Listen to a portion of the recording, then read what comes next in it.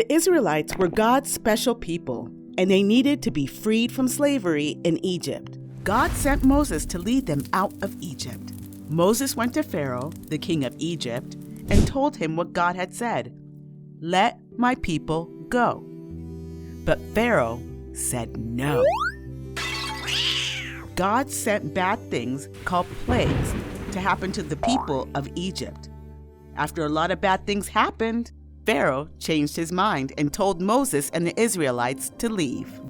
God led his special people through the desert to the Red Sea. During the daytime, God led them in a pillar of cloud to follow. At night, God led them in a pillar of fire. They always had light so they could see where they were going. God was right there with them. When they got to the Red Sea, which wasn't actually red, they set up camp. Back in Egypt, Pharaoh had changed his mind. He and his army chased after the Israelites. He took his huge army with horses, chariots, horsemen, and troops and caught up to the Israelites at the Red Sea. They were stuck between the water and Pharaoh's army, and they were very scared. Moses told them not to be afraid and to stand firm. He said to them, "You will see how the Lord will save you today."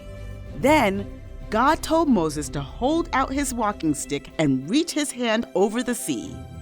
God was about to do something amazing. Moses did as God instructed, and God sent a strong wind. The waters split, and there was dry ground right down the middle.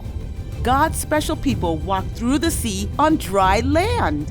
God had made a way for them to get away.